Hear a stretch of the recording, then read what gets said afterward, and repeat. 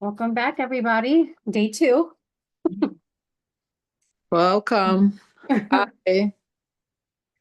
When we met last time, we had spoken about the wheels of emotions. So we're going to kick off this second day doing the same thing, just kind of touch base and kind of become a little self-aware of how we're feeling. So if anyone can please share us how they're feeling right now, besides the heat and feeling like we're melting away. How is everyone feeling today? I'm feeling good. Okay. We So have to pick a she's color? good. She's got her jerk chicken waiting for her. She's good. No, I ate my jerk chicken. Oh, you ate it already? That's Yeah, even yeah. better. Hey, what? Mhm. Okay, so you have any rice and peas? No, I had the jerk chicken wrap from the Oh, restaurant here. oh yeah, I like that rasta pasta. I've tried that. Yeah. I can't have to stay away from rice. I mean, I eat rice, but I can't eat too much. Yeah. But I'm feeling good. Do I have to pick a color? Oh, wait a minute. So that way you You can gotta kind pick of an say, emotion. yeah, where you're at. So we're also practicing this skill. So we're doing it with our young people when they're in our home too. Because Yeah. there's a face that goes to this. Okay.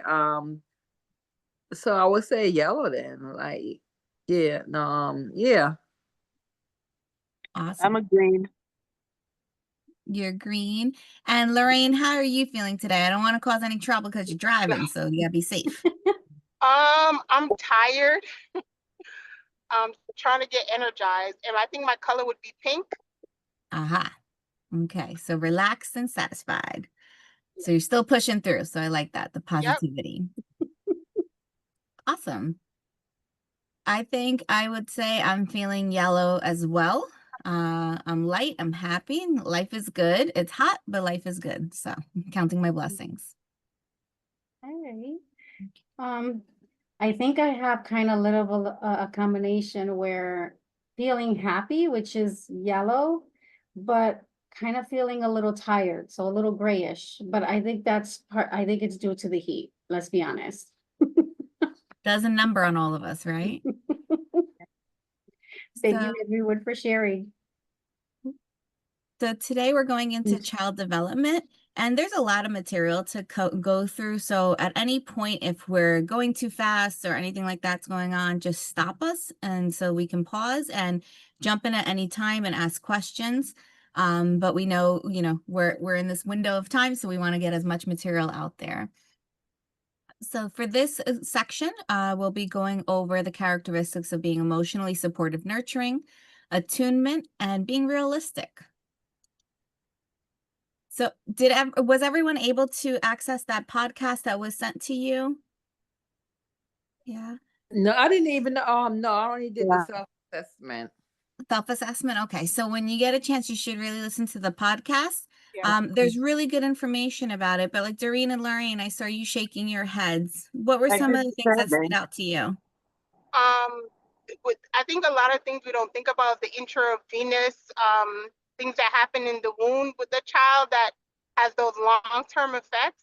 And the doctor that was on the line, he really emphasized that, it's not just as babies, but as they grow up, these things can manifest from what happens when they're in the womb. Yeah, absolutely. And one of the real big points he highlights too is that difference about what is the child's chronological age and what their developmental age is. Yep. And how sometimes you can have a 10-year-old in front of you who chronologically he's 10 years old. However, when you start to talk to him and you're starting to play or anything like that, you start to see developmentally, maybe he's a little delayed. Maybe he's more at a 5-year-old, 6-year-old level. And so taking that in and talking about how the trauma and loss and some of the things our young people are exposed to, even in utero, will affect how their development proceeds and how that impacts them as they go through life. And so when they're coming to your home and they have all these different layers that have impacted them already, how that's going to affect them in the home and how you can best respond to their needs as well. Michelle, anything else you want to add with Dr. Perry's podcast? No, I think you highlighted everything that he had mentioned. And as we continue to go through, there's just a little more details that we would go through. So if I say it now. If you want us Yeah. to do the self-assessment, No, the self-assessment is for you. That's for you to be able to do so that you can gain that insight into yourself and what things you still need to work on and what things are going really well for you. okay. Okay. So typical child development. You want to go ahead, Michelle? Yeah, it's important for parents to have a basic understanding of the typical child development and the different domains, and recognize how they kind of, it's kind of like a building block, right? We continue, as we get older, we continue to build on what we know. For children, that has had their needs met, they're able to hit these domains and continue to build on them in a healthy manner. With a child who has experienced trauma and losses, we get to see how it impacts their development. So areas where we see a 5-year-old on target, we may see that a similar 5-year-old where we can already see some deficiencies and some delays in their progress. But the 4 domains that we will kind of highlight, it's the physical domain, language and communication, the social emotional, and the cognitive. And something I like to highlight to people too is because we're always looking at it from the lens of we came out of COVID, right? And COVID, everyone's like, yay, we got out of COVID. We're past that. Woohoo. But what everyone tends to forget and neglect to realize is that when COVID was happening for some of our young people, it was during some of these most critical years of their development. So some of our young people who maybe now are 10 years old or 9 years old or so, they may not have been exposed to the same social settings and social, or language, or, depending if they were all at home and if there were in at home where there was some abuse or neglect taking place, how was that development impacted? If they weren't allowed to be in the daycares or the camps or things like that, how was the social and interpersonal skills impacted? And you'll see it later as they're getting 10 years old, 11 and 12, you'll see that, well, why is this kid not able to do these things? And it could be that they weren't exposed to it during that critical time of development when COVID hit. So it's just something I always like to bring up. And only it comes up to me always, and Michelle nods because I've brought this up before in work meetings, because I've seen it with my own kids as well and seen how that plays out in school. So just something to be aware of. So for this grid, we're just highlighting the age ranges when they're talking about infancy, when they're talking about early toddler years, and how they break it down into the different categories of physical, language, social, emotional, and cognitive. So they really tried to highlight and in the participant resource manual, there's a slew of information on this where I think it was, let me see, pages 39 to 40, where it talks about the broad developmental themes and breaks down what you would expect during these different time periods of a young person's life. So in middle childhood, what their physical would look like is the ability to climb, hop on a foot, walking up and down in stairs without help, and bladder and bowel control being achieved. Then for language, it'll break it down as well. Vocabulary is 2,000 and plus words, able to speak full sentences, recognizes familiar words and signs. Social emotional, that they can dress and undress themselves. They're better at expressing their anger verbally over physically, enjoying imaginative play and dress up as some examples. And for cognitive, understanding the order of daily activities, like what the expectation is and structure for the home, counting to 10, can count 10 or more objects, able to draw a person with a body and limbs. So these are just some ideas of developmental stages and milestones, and there's more information in the participant resource manual that can really break down in each of these areas what to expect and what you should be able to see in the young person, so that when you're meeting your young person, you can have an idea like what would be considered normative development versus where if you see a young person who's struggling in those areas or domains, you can be like, okay, maybe this is something we need to look at or we need to work on practicing more. Do you want to do the sexual development or you want me to go? Because I'm good. All right, go on. So You're sexual right. development, right? So it's always a highlight. Some people, depending on your own culture and upbringing, you may be very comfortable talking about sexual development with a young person. Some people may not be, and that's okay. We grew up in homes, some of us may have grown up in a home that didn't talk about sex or wasn't comfortable topic to discuss. That's understandable. And with your team, if you are uncomfortable about talking about these things, your team can help support you and walk you through how to discuss this with young people. But if you are the person that is like, this is okay, we can have a child age appropriate conversation, because we know with our kiddos, less is more sometimes. We can have those discussions, and it's really important so that we can better understand the kids in the home, and they also are looking to the adults for that guidance that they need as well. It also highlights here, page 41, that gives more information in the participant resource manual as well about support around sexual development. Michelle, anything else you want to add for that? And just something to keep in mind, like we were just talking about how there is delays, just being mindful as where the child is cognitively, just how much are they going to truly understand, and keeping it simple as possible. Something also to consider too is you can ask them, if they have a question, you can ask them like, well, what do you know about this? And being able to take it from there and build from there gradually as well. So I know that sexual development is not an easy topic, but definitely utilize the resources available, so that way a conversation can be made or can be had. For traumatic childhood events, but it is typical for there to be differences in the achievement of developmental milestones. Trauma can result in loss of developmental milestones or the interruptions of progression to the next developmental level.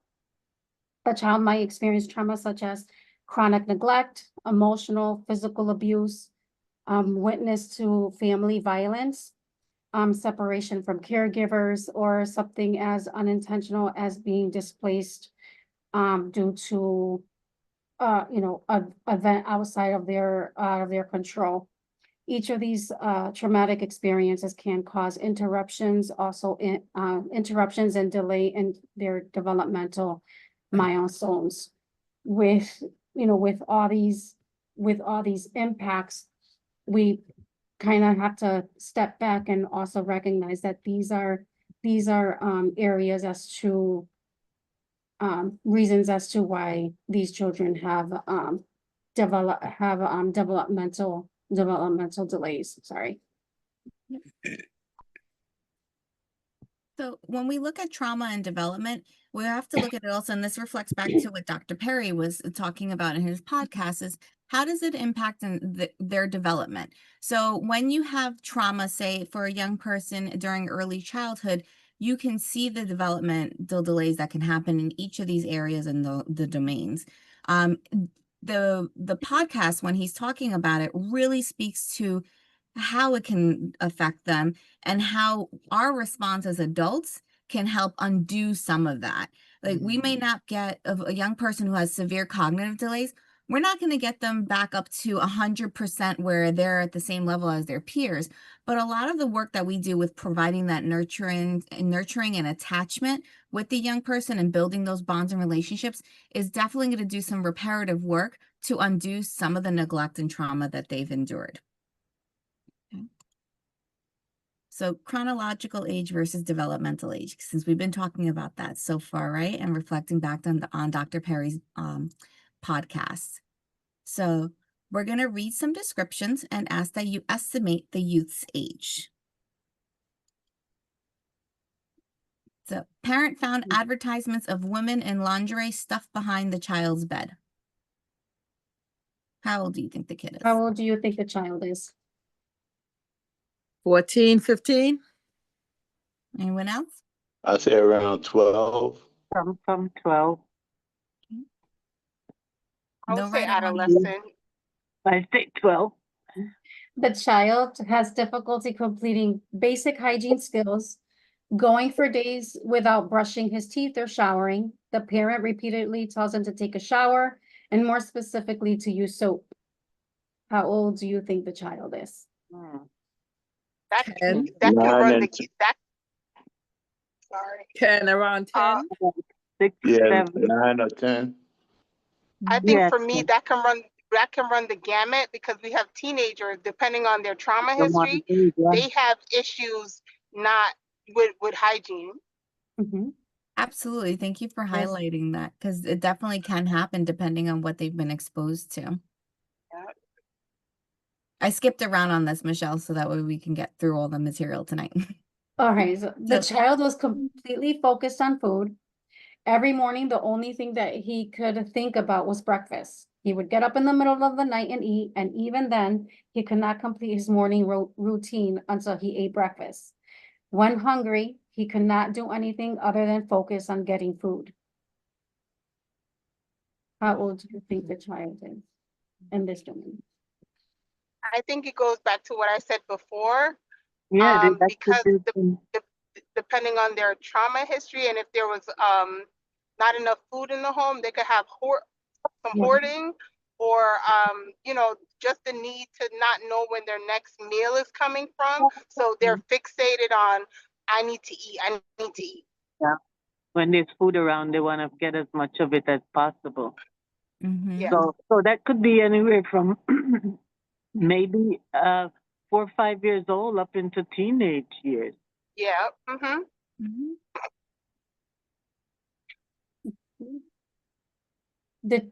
The child had 3 chores that he was expected to do every weekend. Although they had been explained to him with step-by-step directions, he would rush through the chores, only partially completing them.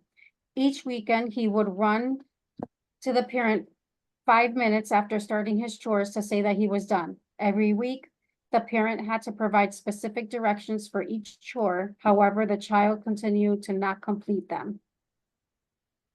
Adults do that too. My Valid 30-year-old point. does that. It's a valid point. Yeah. When do they start doing chores?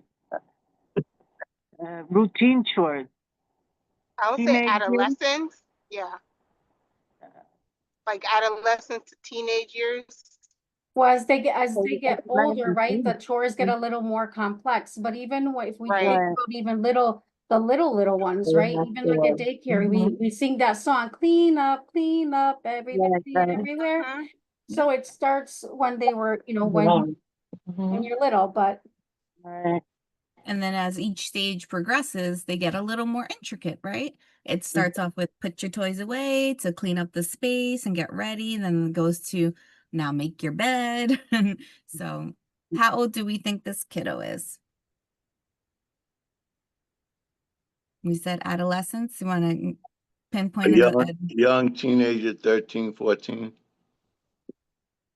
I would say 3 chores on 11. weekends.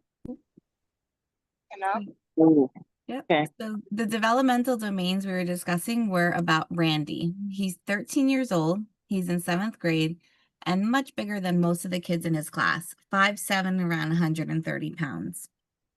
So for some questions around developmental dates, Randy's 13. Did this match the ages you guessed? For some of you guys, it did, right? Because we were saying around adolescence, teenage years. What difficulties could Randy encounter based upon his mixed developmental ages? What are some struggles you think or barriers he would face because of some of these He could struggles? have ADD or ADHD, possibly.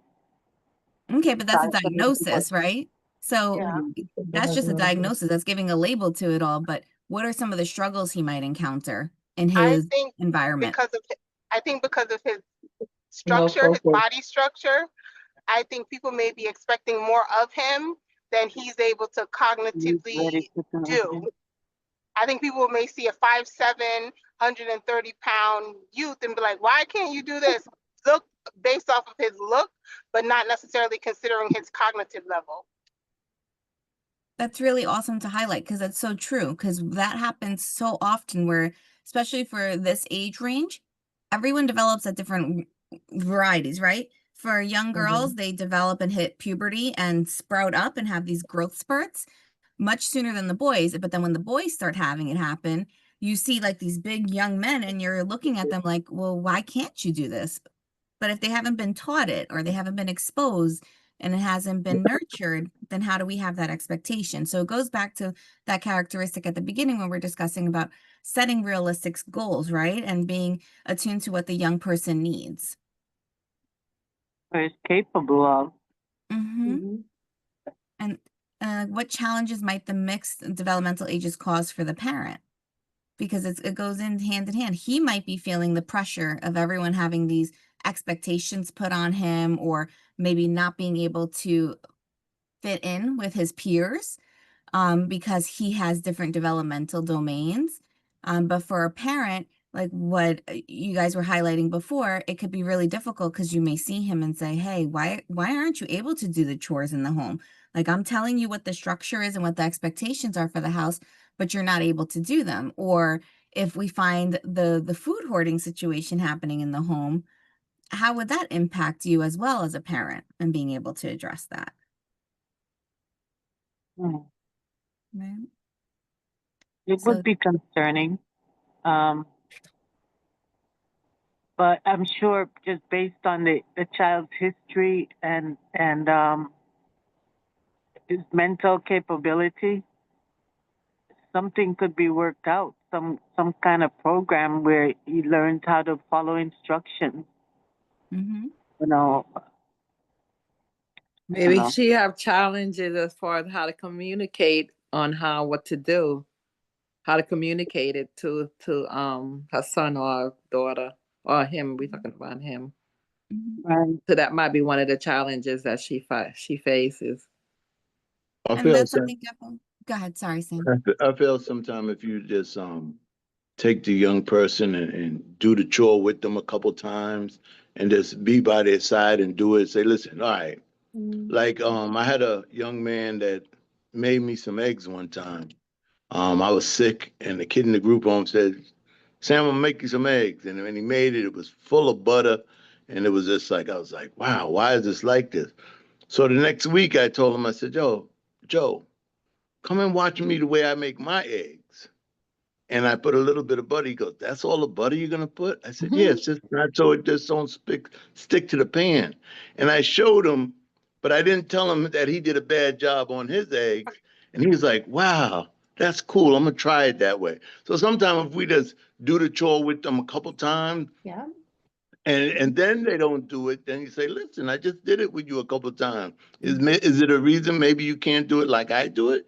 Let's just try to do it that way and just reason with them and be easy on them, because sometimes they are having problems. And by you showing them and walking in their shoes, sometimes it makes it easier, I think. Absolutely. I love that because role modeling is so important for any of our kids so that they can learn and so that we're meeting them where they're at, not where we think they should be at. And that's a wonderful example of that hurdle help, right? You can't get over that hurdle, but I'm gonna help you get over that hurdle by showing you how to do this and giving you the tools. Awesome.